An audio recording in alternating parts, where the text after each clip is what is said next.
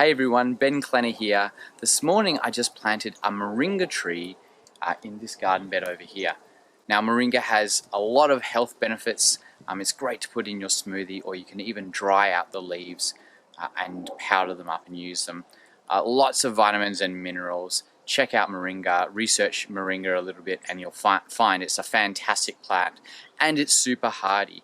So I planted it in this veggie bed that I sort of let go at the end of the season, and so this video is about that. So join me as we plant the moringa tree. Cheers!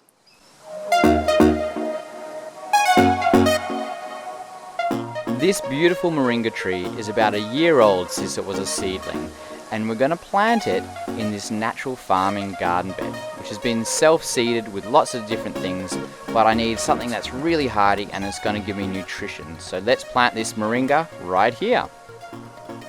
So we got some Bokashi and compost, some Bokashi grains, and some red local clay. First thing I'm going to do is get a similar size pot, same size pot, make sure that's where I want to put it, and then dig a hole, clearing out a bit of the weeds around, or actually some of that is amaranth, so just clearing it out. Marking it out, and there we go. I always like to check the roots to see what's on the roots, and you can see I'm moving the top layer of soil away, and then that more grey stuff which we have in Perth here, the grey sand, most of that I'm going to fill the bucket up with.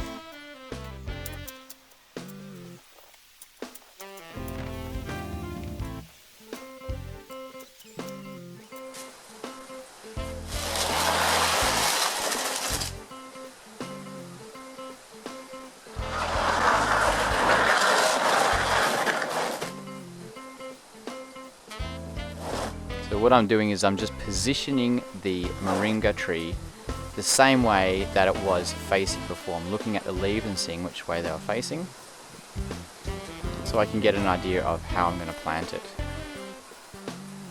Checking the depth to see if it's about the same depth in the hole.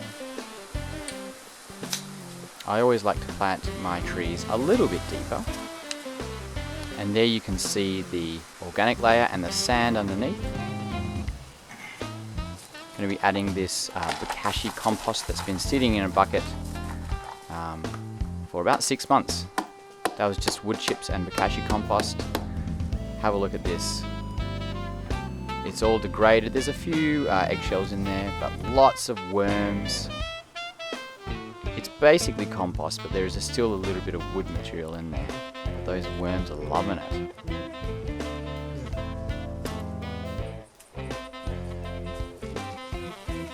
I'm going to add 2 buckets of red clay. This is local clay because the soil is so sandy. Just adding the clay, and then I mix it all together with it at the bottom of the hole. But then I'm actually taking most of it out, so I'm going to backfill with that. But I like to mix it in the hole so a little bit gets down the bottom.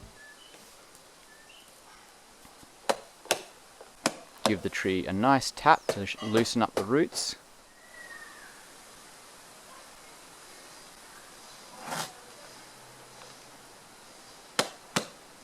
You can see there's a bit of celery that was growing out the side there, and a few celery that's in there. I'm just going to put them straight in the bottom of the hole. They're going to break down. And yeah, as I pull it out, you'll see.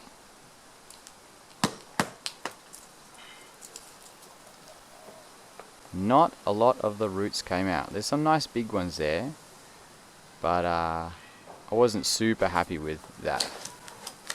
But there you go, that's what happens sometimes. That's only a year of growth on that moringa, or less than a year, 1 season.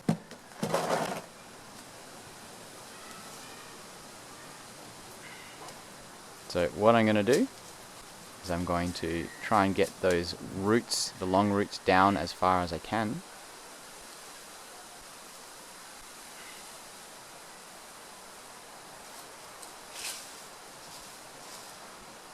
then break up some of the rest of that compost and root ball. The roots were actually quite thin. As I was breaking it up, I was having a look at the actual soil in the pot. Now have a look at this. This is Bokashi compost mixed with regular compost that's been sitting, the tree's been growing in there for one season. Now I'm getting the tree at the right level that I want it. You do not want to build up soil around the trunk of the tree. I like to always build a basin around the tree, so that's what I'm doing here. Make sure the soil is nice and firm. Now this is super important, especially since I lost a lot of root mass, is prune up the leaves. Prune them off. And I put them in my smoothie because it is moringa. But I pruned up most of the large leaves, and in fact I pruned up even one more than what you see on this video, because that's what transpires, loses all the water. Now give it a good watering, good soak in. This is a little trick that we used to do in landscaping, is actually get that hose and make sure all of those air pockets are out of there. I was having a look at, there's a little bit of parsley there. There you go. So make sure all that organic matter is nice and wet. Just shape that a little bit more as a bowl, so when you water it, the water goes down to the plant and not runs away, especially in a Mediterranean climate like we have here in Perth.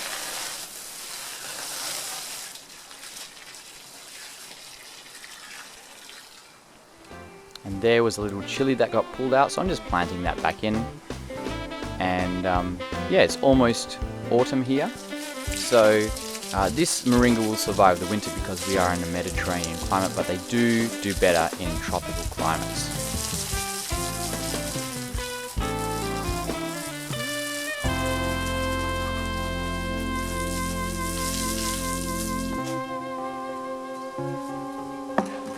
Alright, now this part is what I love to do, is inoculate the root ball with some good stuff, some Korean natural farming inputs.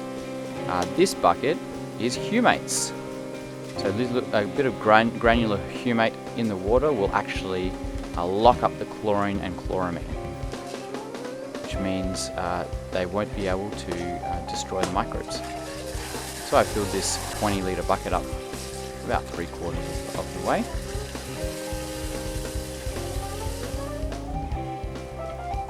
And then I've got some commercial product called sea salt, which is made out of kelp.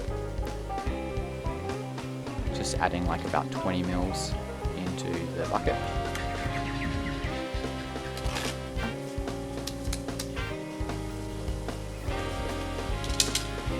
I've got some pink Himalayan rock salt.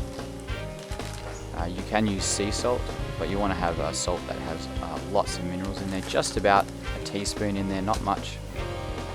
That gives lots of minerals for the microbes. And a little handful of worm castings. Stir it all around.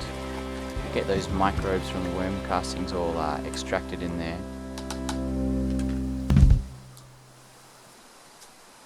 And then I've got some Korean natural farming inputs. This is fish amino acids, fermented fish. Smells pretty good too.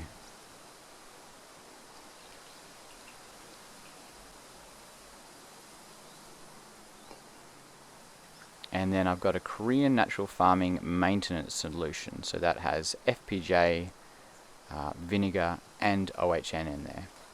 If you're curious about Korean natural farming, you can check out the Korean natural farming Facebook page. And I'm going to be making some more videos on this stuff. But basically this is all food for the microbes and some food for the plants as well.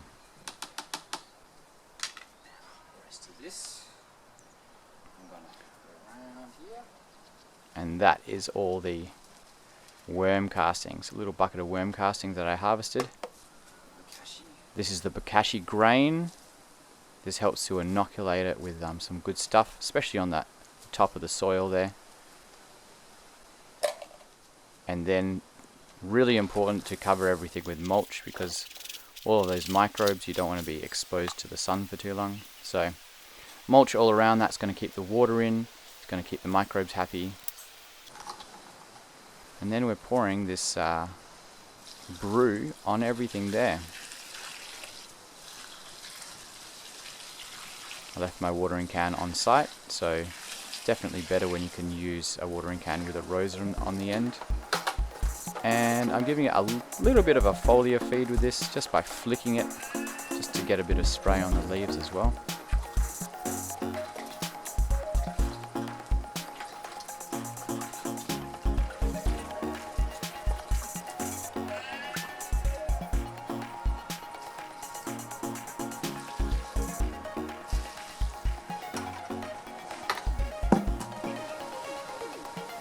And there we go, we planted the moringa and a little chili. So thanks for watching. I hope you enjoyed this video, and you can like, subscribe and share. May the beneficial microbes be with you. Until next time, cheers.